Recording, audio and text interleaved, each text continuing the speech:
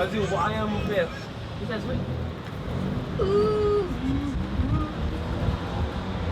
ça veut dire nous on peut travailler en tant qu'aide-menuisière après de notre côté ou pas? Menuisière professionnelle, pas encore, mais comme aide-menuisière, oui, tu peux. Ouais, c'est ça, je dis. Ouais. Mais nous, on a des. Mais en face du chantier, je cherche un aide-menuisier. Bah, tu peux aller voir. Ouais. Vas-y avec l'attestation de compétences et des photos. T'as pris des photos de ce que vous avez fait? Ouais. Ça, les menuisiers, ils aiment bien quand tu cherches du boulot. Avoir un petit bout de photo, tu montres des choses que tu as faites. Comme dans le maquillage. Dans tous les boulots, tu as un rendu.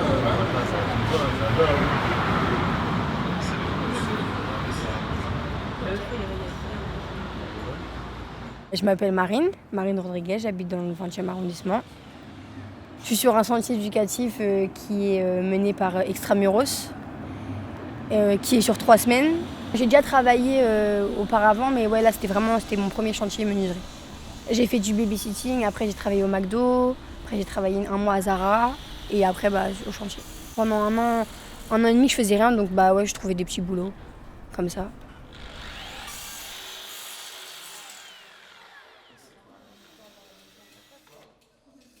Extramuros, on est une association d'éducation populaire qui existe depuis une dizaine d'années maintenant. Et on travaille essentiellement à partir de matériaux récupérés, bois et dérivés. On fabrique des équipements collectifs avec ces matériaux, en sachant qu'on ne fait pas de vente, on n'a pas de but lucratif. Tout ce qu'on fait, c'est des activités soit en participatif ou des activités éducatives, et notamment donc, ce qu'on appelle des chantiers éducatifs, qui sont grosso modo des activités d'insertion ou de préinsertion, avec des jeunes très éloignés de l'emploi. L'idée, c'est pas d'en faire des menuisiers, c'est des périodes de chantier qui sont trop courtes, mais c'est de les remobiliser sur un projet collectif pour le quartier.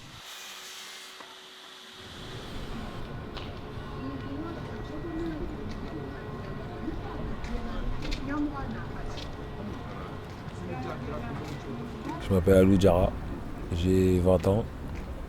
Je suis bachelier, j'ai été bachelier cette année. Où est-ce que j'habite juste là, dans le 20e. Juste à côté du chantier là. De base, en fait, moi, j'étais pas prévu pour ce chantier-là. J'étais prévu pour un chantier qui est en septembre. Et c'était un ami à moi qui était prévu sur ce chantier-là et il a laissé sa place. Je savais même pas que j'allais faire de la menuiserie en fait, en vrai. Moi, je pensais que c'était la peinture. C'était plutôt, on va dire, moi, je m'en foutais un peu. C'était plutôt pour pas rien faire. Et du côté du niveau de mes parents, comme ça ils voient pas que, ils voient que j'essaye, que je cherche un taf et ils me laissent un peu cette année un peu libre pour le foot. Parce que je vais leur dire que je vais rien faire cette année, je vais pas aller à l'école. C'est une année, je sais pas, c'est pas une année sabbatique, mais c'est une année comme ça, une année sans.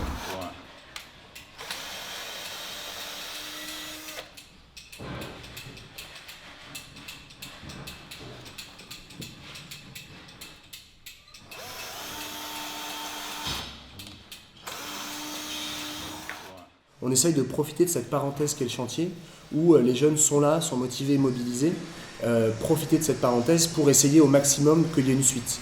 Les faire rencontrer la mission locale qui vient chez nous à chaque chantier, les orienter vers un partenaire, etc. Parce que ce qu'il faut savoir, c'est que c'est des jeunes qui sont parfois dans des parcours tellement abîmés qu'en fait, déjà les avoir 2 semaines à plein temps, entre guillemets, c'est un exploit. Et que même pour les éducateurs, c'est un temps où ils passent beaucoup de temps avec ces jeunes, ils peuvent discuter avec eux, ils peuvent un peu prendre du recul sur les tracas de leur vie quotidienne, on va dire. Et donc, profiter de ce moment-là pour que ce soit un rebond, que ce ne soit pas juste une parenthèse où après, les jeunes redisparaissent dans la nature, repartent dans certains travers éventuels et du coup, n'avancent pas sur un projet. Comme je suis suivie au club des réglisses, et en fait, une copine, Mélissa, qui fait le chantier avec moi aussi, était branchée sur le chantier. Et en fait, j'ai entendu ça de bouche à oreille. Et j'ai vu qu'on était rémunéré, que c'était c'était court, c'était 3 semaines. Je me suis dit, pourquoi pas.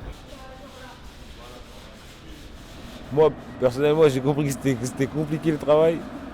Parce que après, on n'a plus trop notre journée. En gros, on est fatigué après la journée. Moi, je travaillais pas, c'est-à-dire que je faisais rien. Je sortais à midi, même 14h. J'étais là jusqu'à pas d'heure. Et là, c'est plus pareil. Je dois rentrer tôt. Si je rentre tard, j'ai du mal à me réveiller. Ah ouais, c'est compliqué. Je serais prêt à refaire des chantiers de menuiserie. je serais pas prêt à faire. Enfin, je voudrais pas que ce soit mon métier pour la vie.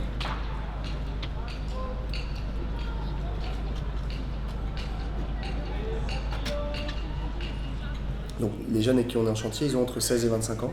C'est les jeunes qui sont en rupture scolaire et professionnelle. Donc ils n'ont pas de diplôme, ou alors ils ont arrêté l'école, ou voilà.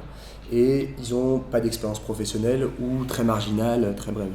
Ils sont généralement en dehors de la plupart des radars, c'est-à-dire pas inscrits à Pôle emploi ou à la mission locale, qui est l'équivalent du Pôle emploi pour les jeunes. Voilà. Et ils cumulent parfois des freins, on va dire, sociaux divers.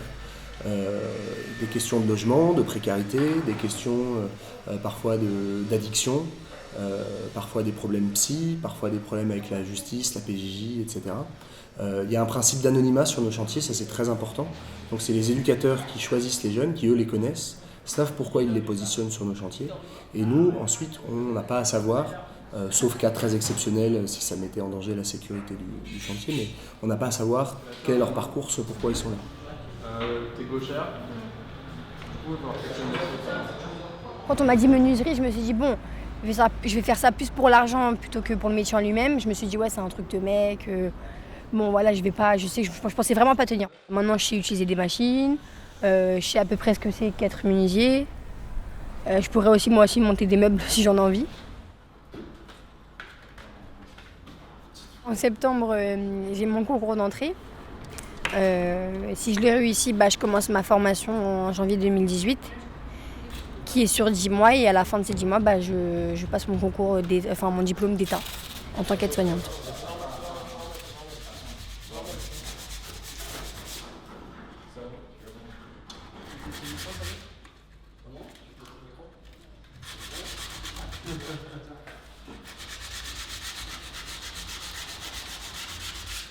L'objectif profond final de l'éducation populaire, que ne se donne pas en tant que telle l'instruction publique obligatoire, c'est l'émancipation individuelle et collective. Et ça c'est essentiel parce qu'aujourd'hui l'éducation nationale, son objectif c'est justement l'insertion professionnelle, et c'est loin d'être la même chose, surtout dans une société où le travail se précarise de plus en plus et où on peut être très inséré professionnellement et très déstructuré socialement, voire mentalement, parce que les conditions de travail sont très difficiles et qu'on marche un peu sur la tête de ce côté-là. Alors qu'une éducation qui vise l'émancipation des individus et des collectivités, c'est un objectif certes beaucoup plus utopique, beaucoup plus ambitieux, mais je pense beaucoup plus riche et intéressant.